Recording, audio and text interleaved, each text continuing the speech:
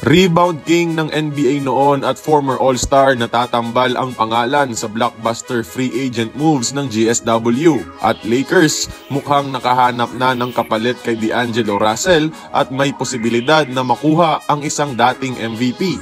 Pero bago natin pag-usapan, palike naman ng ating video bilang suporta.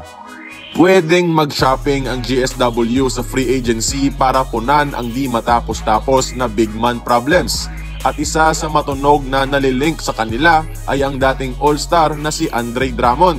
Over the cap space ang GSW at better fit financially sa kanila si Drummond with his veteran contract.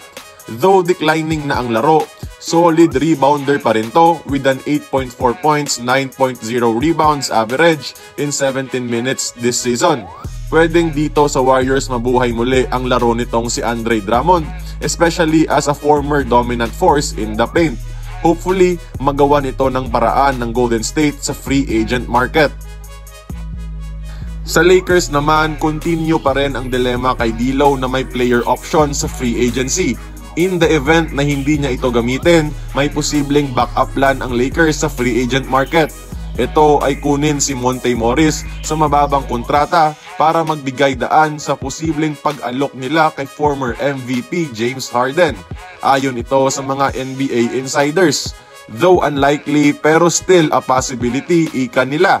In the event kasi na umalis si PG sa Clippers na malabong lumipat lang sa hometown rival team, pwedeng malure ng LA itong si Harden papunta sa kanila, especially nasa ring-chasing mode na ngayon ang The Beard. Matunog at nakakainganyo naman talaga ngayon ng LA dahil na rin sa mga potential list ng kanilang bagong head coach. Proven na kayang magparaya ni Harden sa bola, especially playing alongside Westbrook, Durant at Kyrie noon. Pero mas magiging effective siya kapag dalawa sila ni LeBron mag-aasinta kay Davis sa mga pick and roll plays. Pero para sa akin, bigyan pa rin ng one last chance si D'Lo. Perfect pa rin siya ipare sa superstar duo ng Lakers at dahil na rin sa kanyang career year sa shooting. Bago na ngayon ang Lakers coaching. Ibang sistema na ito and who knows baka dito pa talaga ma-unleash ang misused roster ng Lakers last year. Kaya kayo mga idol sa mga Lakers fans, dapat bang maghabol kay Harden o bigyan pa ng 1 year si Russell? Join the conversation, magkomento lamang sa ibaba.